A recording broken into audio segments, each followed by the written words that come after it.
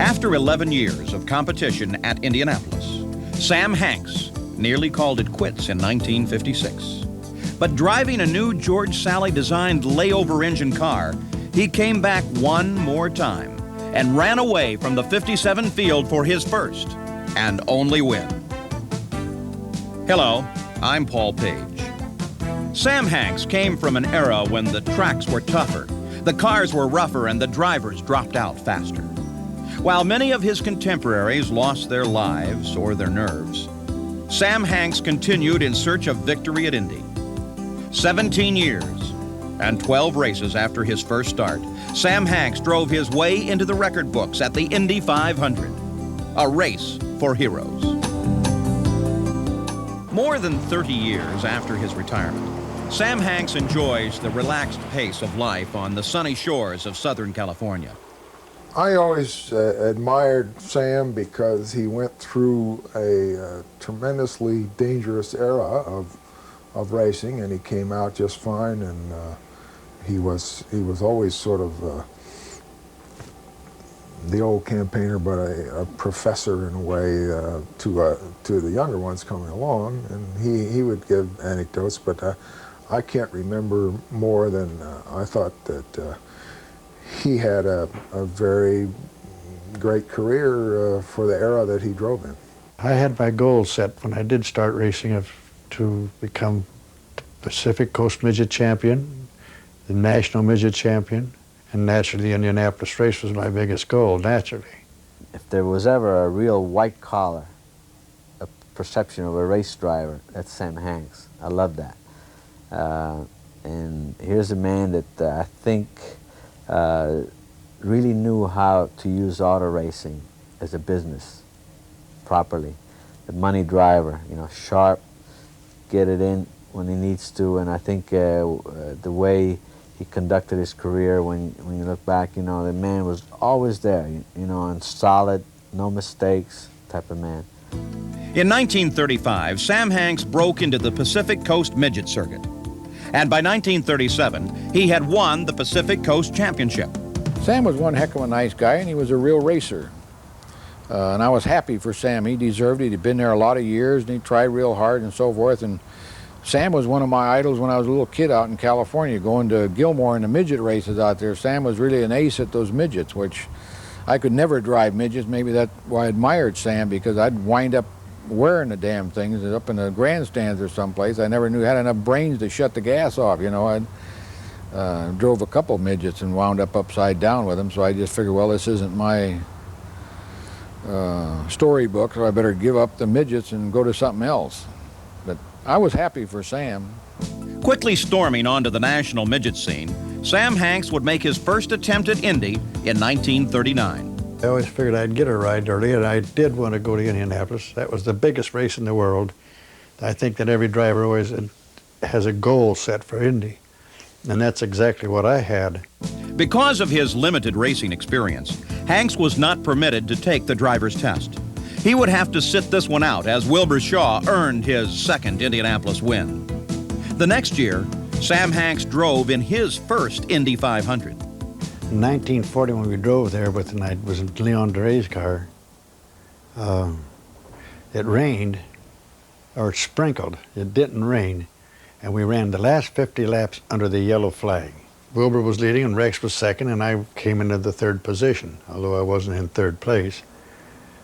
So I followed along and stuff, and Rex was waving, "Go, give us the green flag light," you know, and so I started waving the same as he did, because I wanted to go. I mean, I could have passed a few more cars, you know, in 50 laps.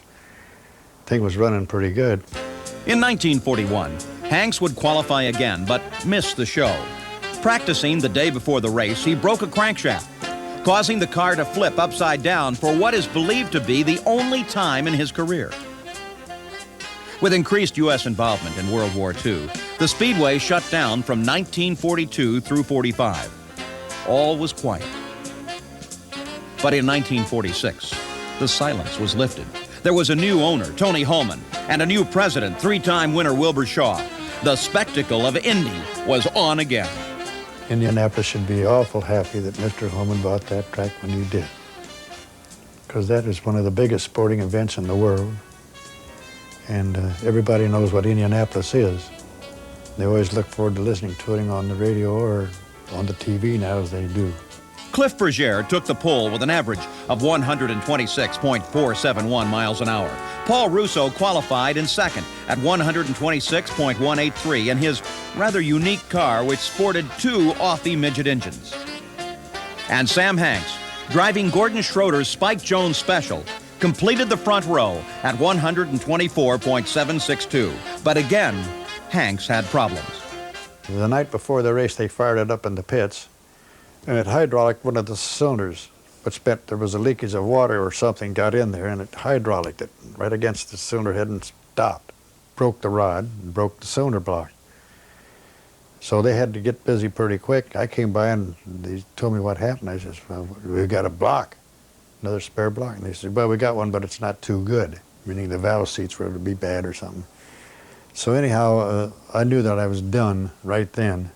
From the start, Hanks struggled. And after 18 laps, he pulled into the pits, taking his car out of the race. Driver substitutions were common practice at that time. And when Joey Chitwood came in for relief on lap 52, Sam Hanks took the wheel and never relinquished it. George Robeson went on to win as Hanks completed the race, giving Chitwood a fifth-place finish. The next 5 years, Sam Hanks struggled trying to find a decent ride. Then after the war, the cars had been setting for 4 years, you know, and they were pretty sad shape. And it seemed like every time I'd make a decision, it was the wrong one for the car that I wanted to drive. In 1952, the good ride materialized, and Hanks responded by qualifying fifth. Early in the race, Sam dropped back 2 positions, but by the 50th lap, he was running third behind Bill Vukovich and Troy Ruttman. On lap 83, Ruttman made his first stop. His car caught fire, but Ruttman remained in the cockpit until it was put out, and amazingly re-entered the field in third place behind Vukovich and Jim Rathman. Hanks was fourth. Vukovich had a virtual lock on victory late in the race when handling problems forced him into the wall on lap 192. Sam Hanks, who had held on to fourth position, moved into the third spot and finished that way as Troy Ruttman coasted in for the win. Excellent race driver, clean, did not do you wrong, knew what he was doing. Yep, Sam was top of the line. I drove in a team with Sam Hanks for a guy by the name of Bill Murphy on the West Coast in midget racing. Sam was top of the line guy. Sam Hanks, very, very good. Hanks' third place finish was his best in 7 starts.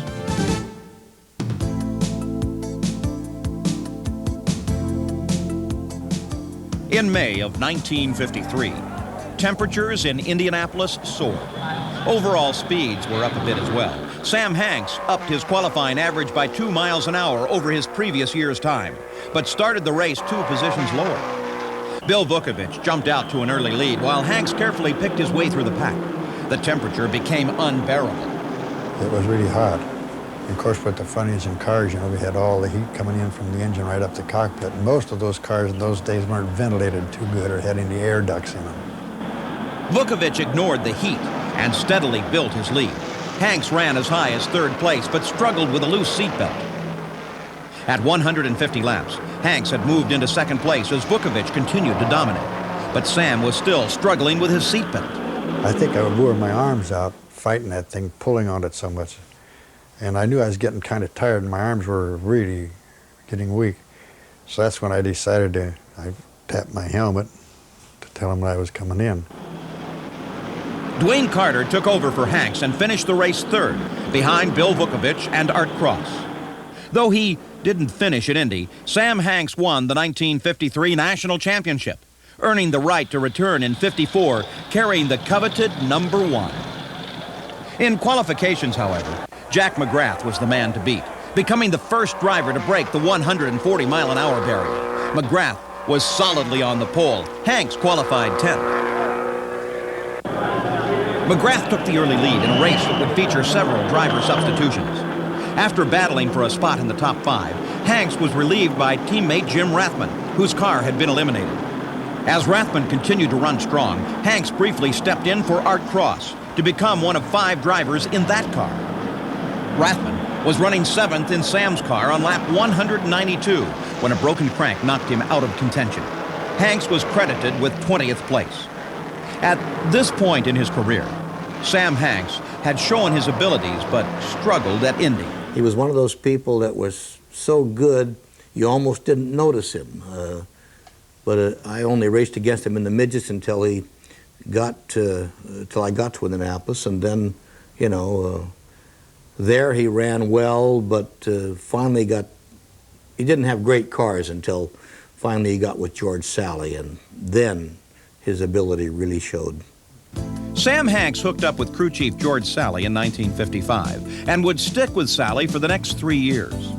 Mechanical problems cut short a strong run in '55, but Hanks would return to take second place the following year after apparently being knocked out early. I was coming down there pretty full bore, and the next thing I know, the fellow in front of me was standing on the brakes, and somebody had spun in the turn down there. I don't know who it was.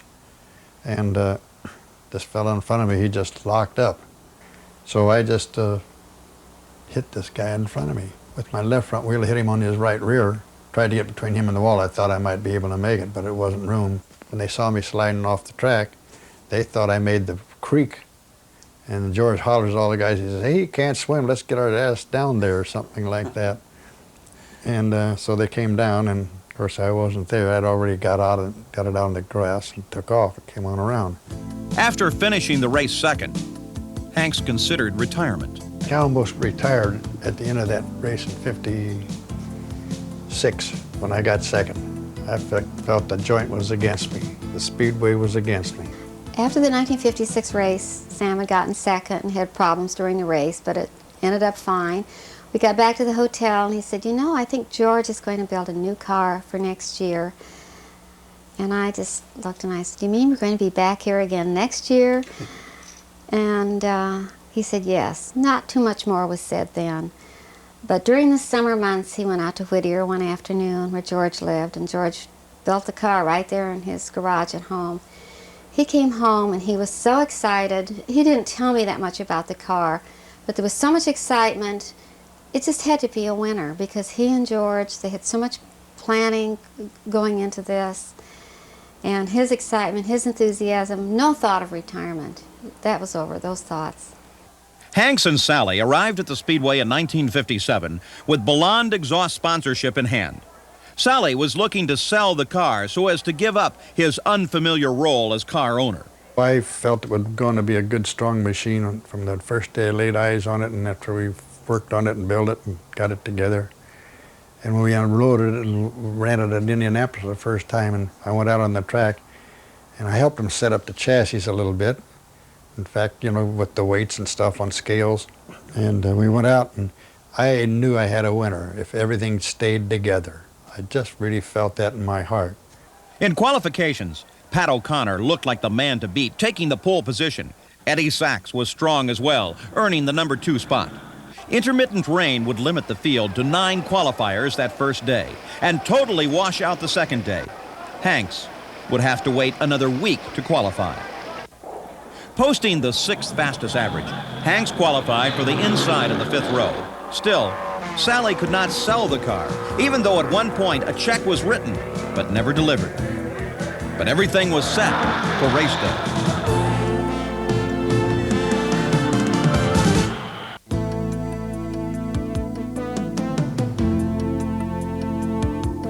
Race day, 1957. Was filled with the excitement and pageantry reserved only for Indy. The Speedway's beautiful new tower terrace provided the backdrop as the cars lined up. After a short delay to clear the wreckage from the parade lap accident of Elmer George and Eddie Russo, the race was on.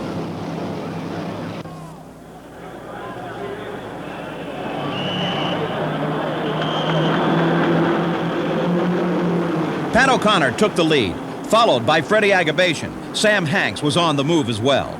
I started in 13th spot, and I always figured you'd never win this race on the first lap or the 50th and the 100th. You got to go 500. So I kind of took my time, and of course Paul Russo, he slid right on away from me. He started in the row in front of me, and he just left me with that powerhouse he had. And so I just kind of took my time working through that. But when I broke through and out of the traffic and stuff, I really set sail.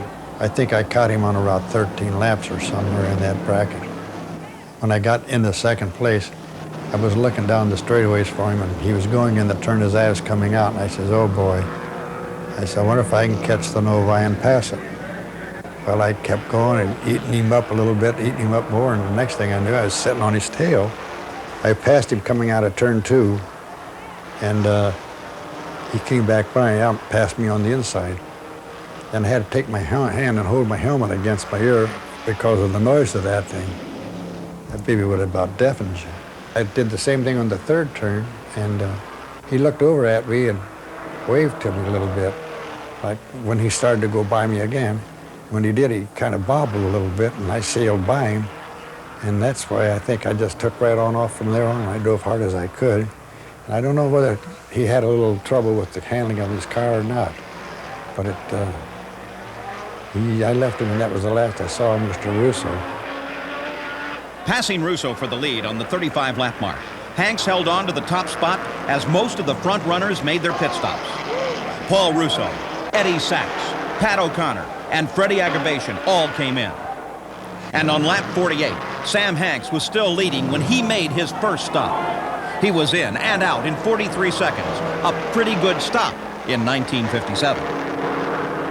Back on the track, Hanks ran second to Johnny Thompson for 5 laps. But when Jimmy DAYWALT hit the wall to bring out the yellow, Thompson made his first stop of the day, giving the lead back to Sam. On lap 75, early front-runner Johnny Thompson spun going into the first turn. Trying to avoid contact, Al Keller hit the wall as Thompson regained control and continued under the yellow flag. When the green flag came back out, Sam Hanks was out in front, but Jim Rathman, who started from the last row, was now in second. And at the 80-lap mark, Rathman was only 11 seconds behind. After cutting that difference to 4 seconds, Rathman ducked into the pits on lap 100, with Hanks stopping 9 laps later. Rathman's stop was flawless, helping him gain an 8-second advantage over Hanks in the exchange. When I got by Russo, my next challenge was Jimmy Rathman. And he was driving that car that was a pretty nice machine and a strong runner. And I thought, boy, he was the fastest car on the track, I think, if I recall right, in the race. So I got back by him, but I passed him a couple times so I could hold him in the hind end. And from then I got ahead of him, got on by, and he was the last one I had to pass. At the 130-lap mark, Rathman's lead was 4 seconds. He could not hold back the fast-running Hanks, and soon Rathman would give up the lead. Sam, I still remember him. Boy, that car was just as smooth as glass coming out of a corner. Why, Sam could just, I don't know how to express it, but Sam just had that beauty honking coming out of the corners, and I couldn't come out of the corners fast because I was too loaded with fuel. And my car is what we call pushing. Your front end goes toward the wall if you stand on the gas too hard, and I couldn't get on it coming out of a corner at all, and Sam would just go away from me. Looking for any advantage at all, Rathman made his last stop on lap 151, putting pressure on Hanks. But Sam came in 5 laps later and was back out in only 34 seconds to protect his lead. Still, his cushion over Rathman was just 5 seconds, with 40 laps to go. Driving a superior car, Hanks began pulling away, building the lead now to 21 seconds. Right near the end of the race, I said to the engine in the car, I said, now stay together, don't fall apart. I want to win this race, and I was kind of firm about it. Used a few bad words, I believe, really. Then all of a sudden I says, oh no, you're not this, you're a beautiful thing, please stay together. So I think that's why the car stayed together and the engine right up to the very end. But when I got that checkered, I was the happiest guy in the world because I knew this was going to be my last race. Sam Hanks took the checkered flag in record time, 4.7 miles an hour faster than Bill Vukovic's 1954 record for average speed. I guess I was nervous, but I wasn't. I think I had controlled my nervousness quite well. And all I remember is towards the end, just waiting for it to be over and hoping nothing would happen to the car or to him. And went down and saw the crew from behind the fence. They didn't know I was there, I'm sure. And then about a couple of laps from the end, I really did start towards Victory Circle. I was a little superstitious about doing so, but I knew he'd kill me if I wasn't there to greet him. So there I was, and a couple of the guards helped me over the fence, and when he came in, I was waiting. He won the Speedway, and he retired instantly.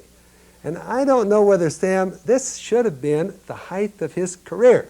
At 43 years of age, I was just really getting going good. And a lot of other race drivers are the same way. If you're still in good physical shape, if you can still keep your head up and keep your thinking fast and your reflexes really quick, a 43 is nothing for a racing driver. So Sam Hanks is, in my estimation, quit at his prime. And when I won Indy, I retired right in the winner's circle. And I said, so long. But I always kind of thought maybe I should have ran another race. I'd like to have 2 in a row. But I had what I had really went for and strived for, and so I just thought I'd just give it up right then. Though some say he quit too early, Sam Hanks joined the ranks of retired legends such as Parnelli Jones, Jim Rathman, and Roger Ward, drivers who risked their lives racing and lived to enjoy their memories. Sam's one of my heroes. He's the kind of guy, the heady kind of a racer. Sam used his head. He always thought things out, and he prepared excellent equipment for himself, and he had a tremendous career, and is probably one of the best ambassadors for racing and the Indianapolis Motor Speedway that there ever was.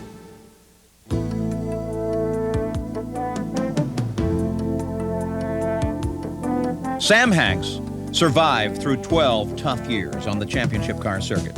And though he won Indy only once, he left his mark. In those days, a lot of stories were written about every person that wins Indianapolis gets killed in a race, not too much after Indianapolis. Maybe this is what Sam was thinking about. Because if you remember, Sam was a smart person. He outthought a lot of people. He stayed young a long time.